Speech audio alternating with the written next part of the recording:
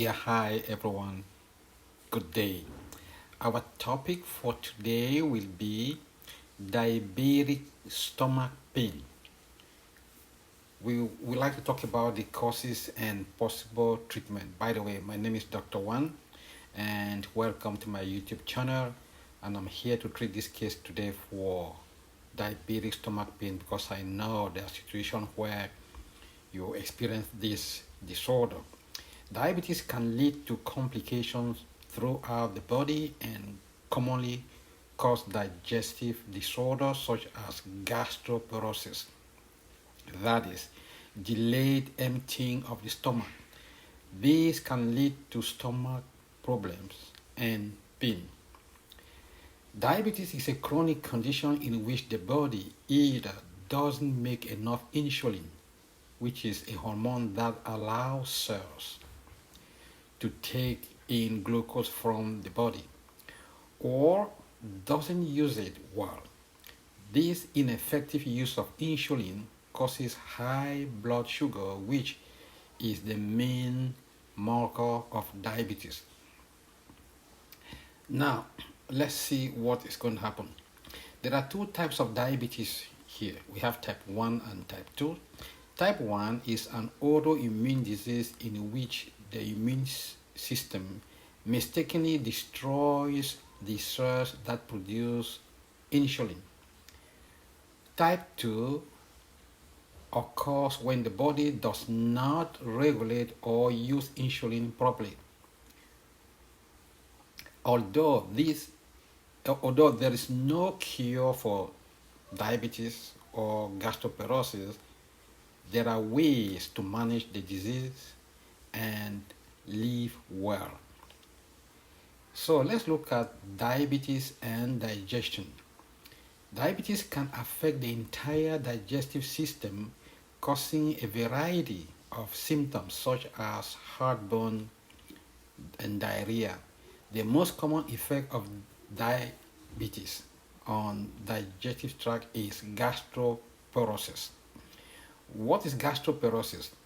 Gastroparesis, also called delayed gastric emptying, is a disorder that affects digestion.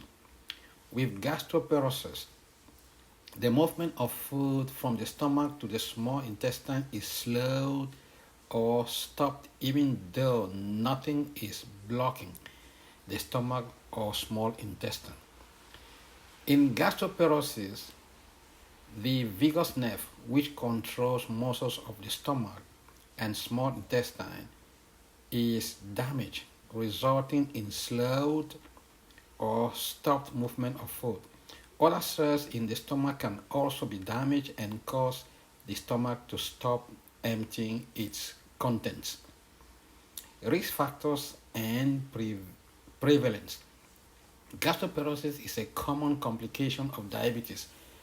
About 20 to 50% of people with diabetes will experience diabetic gastroparesis.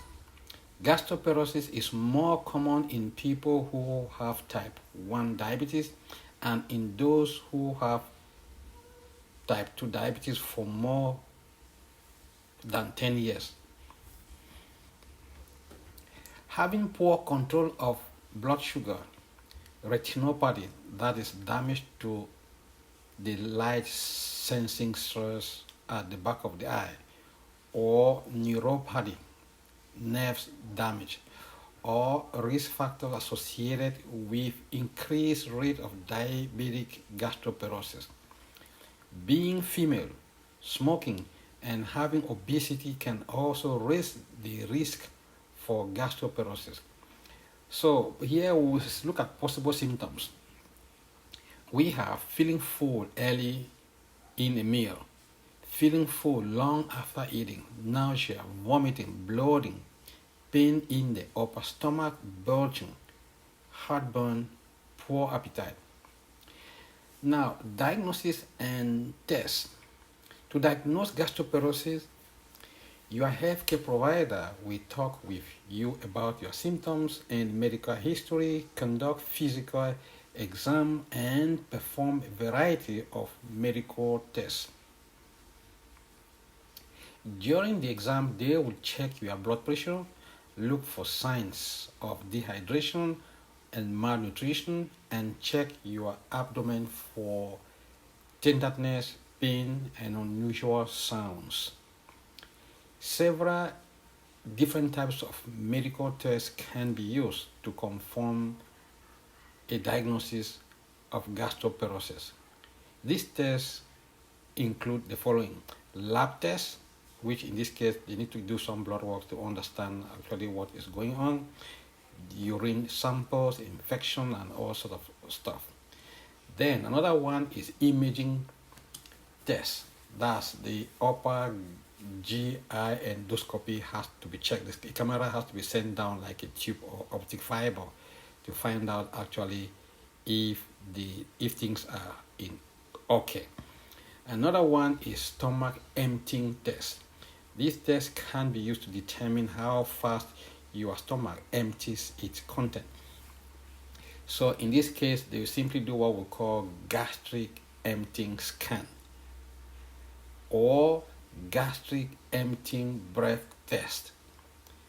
And lastly, wireless motility capsules. That's they give you this small capsule that you swallow, and the capsule goes around the digestive tract and comes out through the stool. That's kind of bowel movement. So that's what will be done in this case. Now, how to manage diabetic stomach pain? Having well-controlled blood sugar is the most important factor in managing diabetic stomach pain. Diabetic gastroparesis can also be managed using medication, nutrition, making certain lifestyle changes. So for medication, that one obviously the insulin will be recommended only for type 1. For type 2, you don't need insulin except the value is extremely high, or you say you are you cannot control it, otherwise they won't even give you insulin for type 2. For type 1, that one is guaranteed. And then medication that you have to take.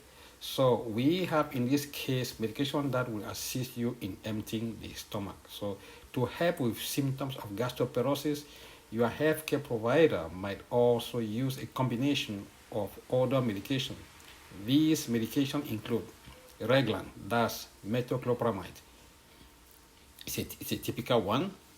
You have domperidone, which is also good, but in this case, be careful here, because if you are having what we call cardiovascular issue, cardiac disorder, then you will not be on this, because it has a lot to do with QT prolongation or to set the point. So those are the small things that you need to be taken into consideration before putting a patient on domperidone. The other medication that can be used in this case is erythromycin, which is an antibiotic. It's very great and it helps with gastric emptying. Another one is antiemetics. That's medication that prevents you from vomiting. That's good. And also low dose tricyclic antidepressants. They can also help to relieve the pain. And the other aspect here, it is diet and nutrition. So here a dietitian will be of great help in handling this case. So diabetic gastroparesis often causes nutrition deficiency. So that's why I'm saying that you need a dietitian here. Changes to make include eating smaller, more frequent meals, chewing thoroughly, and taking 20 to 30 minutes to eat a meal. So you don't eat your meal too fast. You need to go slowly, and avoid also taking in air while eating.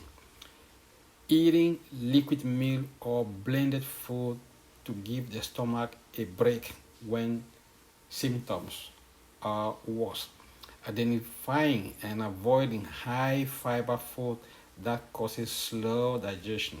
Avoiding high fat foods.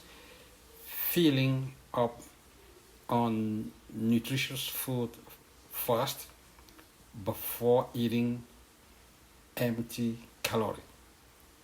life changes.